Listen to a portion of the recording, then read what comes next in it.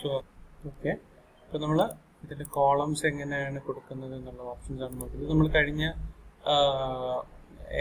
Microsoft വേർഡിൽ ഞാൻ ഇത് ചെയ്ത് കാണിച്ചിട്ടുണ്ടായിരുന്നു. അതിലെങ്ങനെ ചാർട്ട് ഇൻസേർട്ട് ചെയ്യണം. ചാർട്ട് ഇൻസേർട്ട് ചെയ്യുമ്പോൾ തന്നെ നമുക്ക് എന്ത് ചെയ്യാം, ഒരു സ്പ്രെഡ്ഷീറ്റിൽ അതിൻ്റെ ഡേറ്റാസ് വരും, അത് ടൈപ്പ് ചെയ്ത് കൊടുക്കുക. ഓക്കെ, സോ ഇത് തന്നെയാണ് നമുക്കിപ്പോൾ വേർഡായിട്ട് ആഡ് ചെയ്യാൻ, സിഗ്നേച്ചർ ലൈൻ ആഡ് ചെയ്യാനൊക്കെ നമുക്ക് ഇതിലുള്ള ഓപ്ഷൻ ഉണ്ട്. ഇക്വേഷൻസ് എനിക്ക് എക്സലിൽ ടൈപ്പ് ചെയ്യാനൊക്കെ ഉള്ള ഓപ്ഷൻസ് ഇവിടെയും അവൈലബിൾ ആണ്. കണ്ടോ?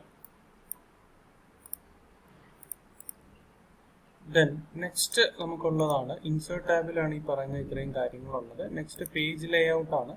പേജ് ലേ ഔട്ട് നമ്മൾ വേർഡിൽ ചെയ്യുന്ന സെയിം ഫീച്ചേഴ്സ് തന്നെയാണ് ഇതിലുള്ളത്. ഓക്കെ, പേജിന്റെ സൈസ്, മാർജിൻസ്, കാര്യങ്ങളൊക്കെ.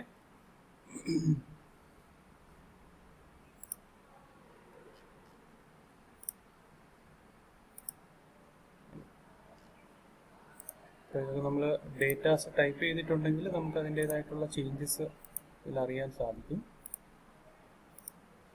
കണ്ടില്ലേ, ഞാൻ ഓരോ തീം മാറ്റുന്നതിനനുസരിച്ച് ആ ഡേറ്റാസിൽ വരുന്ന ചേഞ്ചസ് നിങ്ങൾക്ക് കാണാൻ സാധിക്കുന്നുണ്ട്. കണ്ടോ, ഫോൺസ് അല്ലെങ്കിൽ എഫക്ട്സ് ഒക്കെ. അപ്പോൾ ഇതൊക്കെ നമ്മൾ എന്തെങ്കിലും പിക്ചേഴ്സോ അല്ലെങ്കിൽ ഡയഗ്രാംസ് ഒക്കെ കൊടുത്തിട്ടുണ്ടെങ്കിൽ നമ്മൾ ഇതിൽ ഓരോ ചേഞ്ചസ് വരുത്തുമ്പോൾ ആ ഡയഗ്രാംസിൽ അതിൻ്റെതായിട്ടുള്ള മാറ്റങ്ങൾ കാണാൻ സാധിക്കും. ഫോണ്ട് എനിക്കിവിടെ ചേഞ്ച് ചെയ്യാം.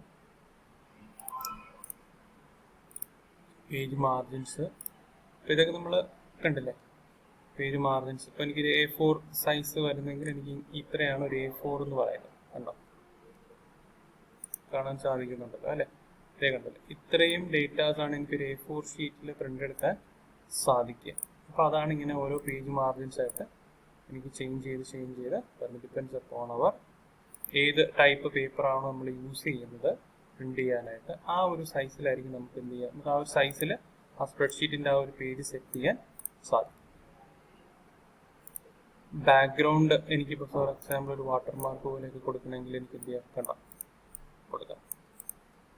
അപ്പോൾ ഇങ്ങനെയുള്ളൊരു ബ്ലാക്ക് ഇമേജസ് കൊടുത്തു കഴിഞ്ഞാൽ നമുക്ക് കാണാനുള്ള ബുദ്ധിമുട്ടുണ്ടാവും. അല്ലെങ്കിൽ മുകളിൽ ഇങ്ങനെ ഡേറ്റാസ് കൊടുത്തിട്ട് നമുക്ക് താഴെ വേണമെങ്കിൽ ഇങ്ങനെ ഒരു ബാക്ക്ഗ്രൗണ്ട് ഇമേജ് കൊടുക്കാം. കേട്ടോ, ഇങ്ങനെ കാണാൻ പറ്റുന്ന എന്തെങ്കിലും പിക്ചേഴ്സ് ഒക്കെ കൊടുക്കാം. കണ്ടോ, ഇങ്ങനെയുള്ള ഒരുപാട് ഓപ്ഷൻസ് ഉണ്ട് നമുക്ക് എക്സലിൽ.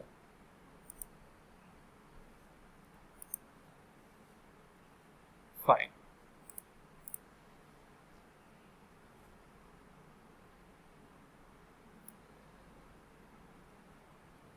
So these are some of the things that we need to go through in the page layout. Next tab formula tab ആണ്. Formulas tabൽ നമുക്ക് നോക്കാം.